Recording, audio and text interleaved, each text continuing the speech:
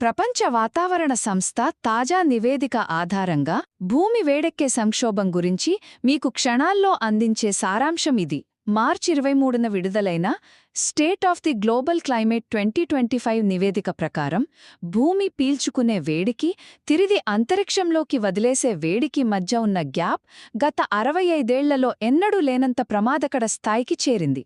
కాబట్టి ఇది మన భవిష్యత్తును ఎలా మారుస్తోందో తెలుసుకోవడం చాలా ముఖ్యం. మొదటిది, భూమి శక్తి అసమతుల్యత. సూర్యుడి నుండి భూమికి వచ్చే వేడికి, తిరిగి వెళ్లే వేడికి మధ్య ఉన్న తేడా అన్నమాట. ఈ తేడా పాజిటివ్గా ఉందంటే భూమి ఎక్కువగా వేడెక్కుతోందని అర్థం. వాతావరణ మార్పులంటే కేవలం కార్బన్ ఉద్గారాల గురించే మాట్లాడుకుంటాం కదా. మరి భవిష్యత్తును అంచనా వేయడానికి ఈ కొత్త రాడార్ ఎందుకు కీలకమో తెలుసా? ఎందుకంటే దానికి మరో 2 ఆశ్చర్యకరమైన కారణాలున్నాయి. అదేంటంటే, రెండవది అల్బీడో తగ్గడం మరియు ఏరోసోల్స్ ప్రభావం. తెల్లటి మంచు, సూర్యకిరణాలను వెనక్కి పంపే సామర్థ్యాన్నే అల్బీడో అంటారు. కానీ మంచు కరగడం వల్ల ఈ పవర్ తగ్గిపోయి భూమి ఎక్కువ వేడిని లాక్కుంటోంది. అలాగే గాలిలో ఉండే దుమ్ము, పొగలాంటివి సూర్యరశ్మిని అడ్డుకుంటాయి.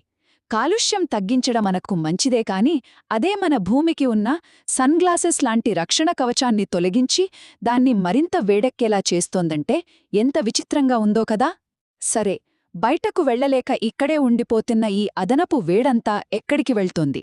ఇక్కడే మూడవది వస్తోంది. అవే మన మహాసముద్రాలు. భూమికి వస్తున్న ఈ జ్వరాన్ని సముద్రాలు ఒక పెద్ద స్పాంజిలా 90% పైగా పీల్చుకుంటున్నాయి. అందుకే సముద్రం మట్టాలు, తుఫానులు విపరీతంగా పెరుగుతున్నాయి. సరిగ్గా దీనివల్లే 2025 చరిత్రలోనే అత్యంత వేడి సంవత్సరాలలో ఒకటిగా నిలిచింది.